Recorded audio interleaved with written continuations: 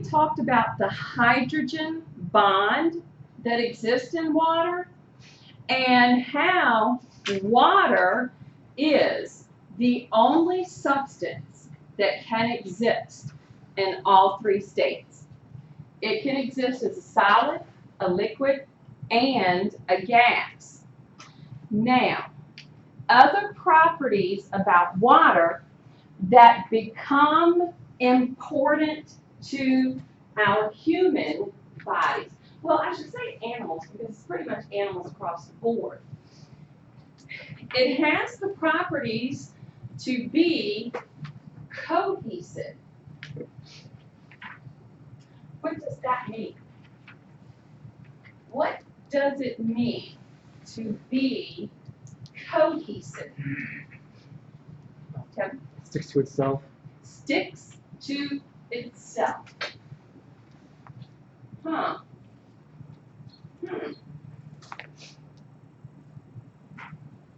That's important because of our bodies having so much fluid and water being a part of that.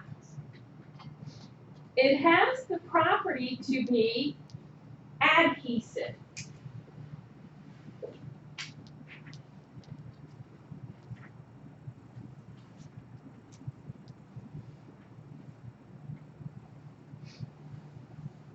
Adhesive. What does it mean for something to be adhesive? Sticks to something else. What? Hold up. Hold up, hold up. All right, I've said water can stick to itself. Now it can stick to something else.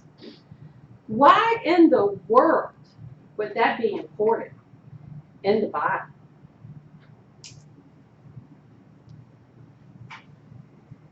Because it binds to the hemoglobin.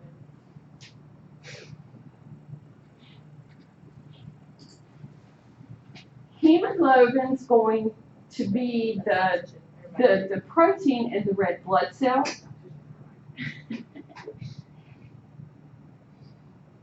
But she's thinking about blood.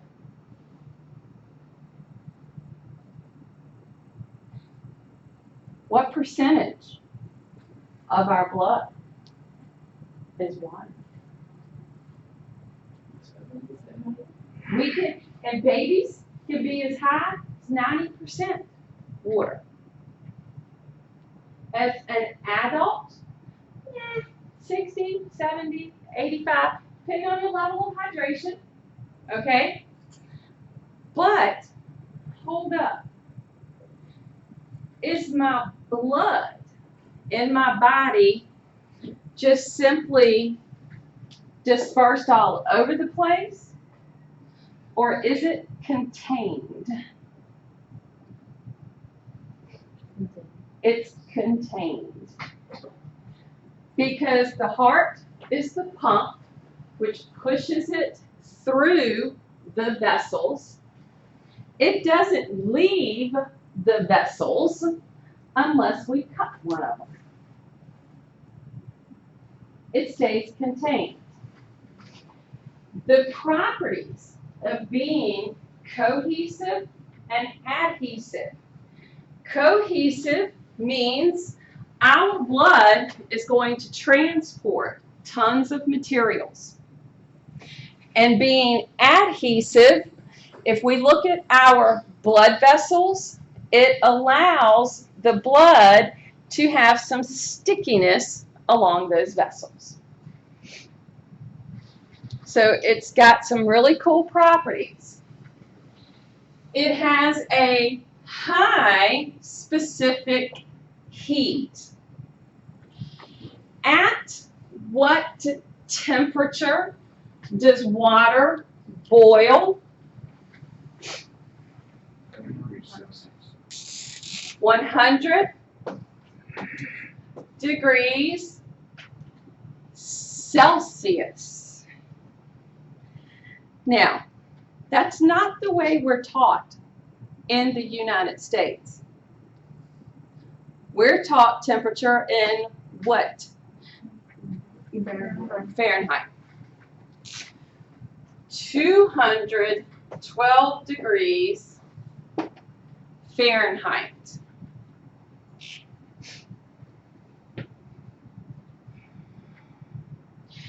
At what temperature does water freeze? 0 Celsius. 0 Celsius. 32. 32 Fahrenheit.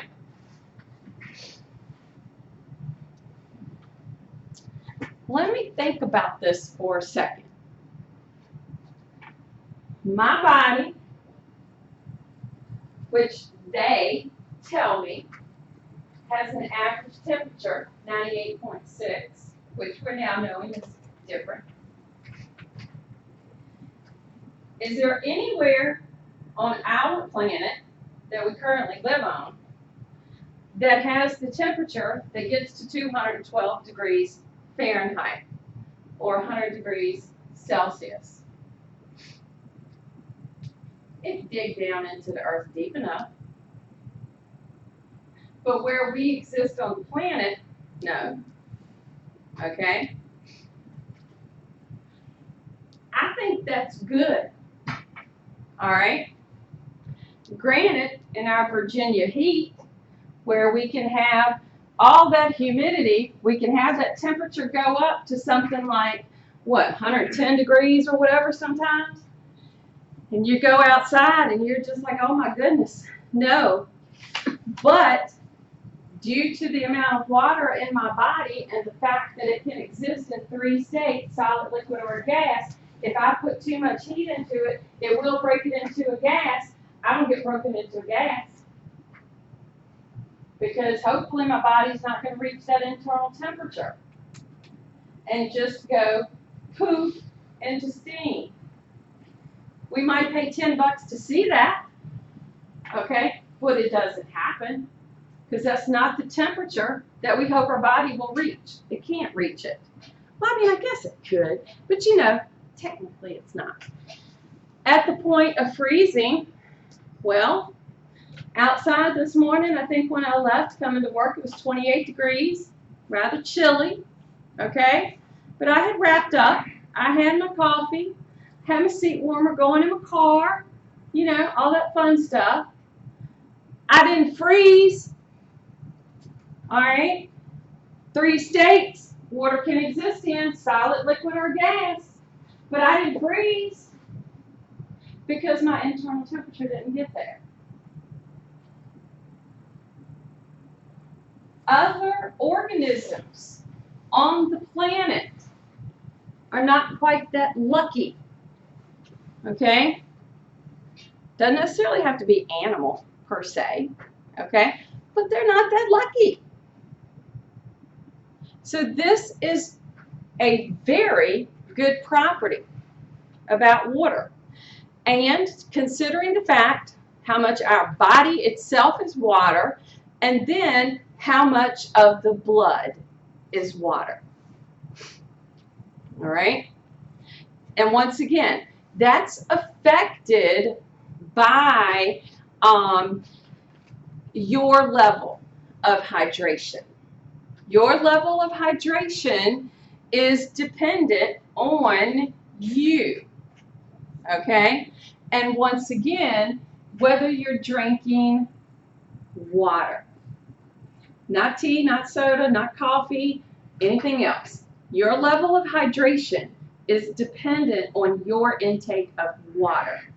The better hydrated, the better your heart works, the easier your blood flow, the better your tissues in your body are.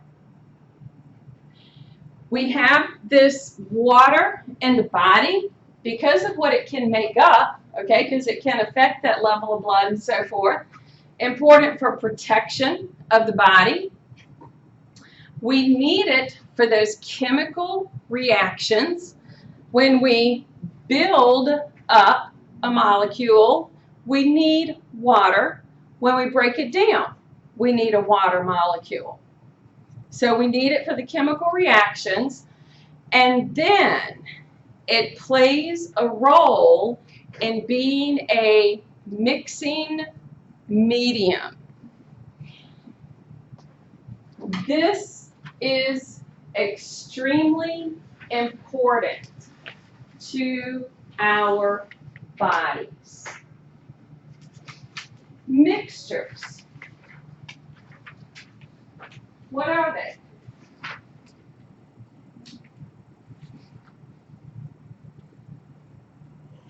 What? What's the okay, I've got up there a mixture and a solution. Did you know there was a difference? Big difference. All right? When there is a mixture, the substances, the substances you put into it physically combine, but not chemically.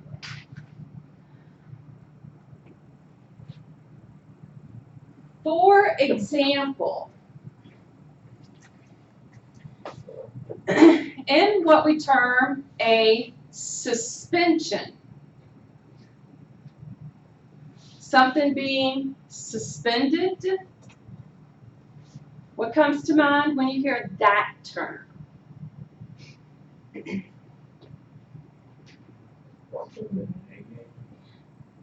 Taken away. Do I have Having something hanging okay, like something just kind of there, just like suspended in time, okay? This is where we can have a mixture. Substances are there, but they didn't chemically combine. For example, sand and water. If you have a beaker of water and you put sand in it and you just let it sit, what happens to the sand? It just falls to the bottom. It does not dissolve in the water. Water stays water, sand stays sand. If the mixture is a colloid, those particles disperse. They float, but they did not dissolve. Milk is the best example. You go to the store, you buy a gallon of milk, bring it home. You might open it, drink some of it, but you put it in the fridge. A month later, you go open it. What you'll probably see is what looks like water that has separated to the top and gunk that has melted, has gotten to the bottom. Those little particles, which have now gone bad, okay, they've just kind of gunked up at the bottom. That is a colloid. They did not dissolve, but they did disperse. If it is a solution, they chemically combine. This means things dissolve. Sugar in water, salt in water, all right? Something dissolved in the water. When we have a solution, the part that dissolves the solute is the solvent. The solute is what we put in it. So for example, if I added salt to water, water is my solvent, salt is my solute. And it broke it down. Now, once again,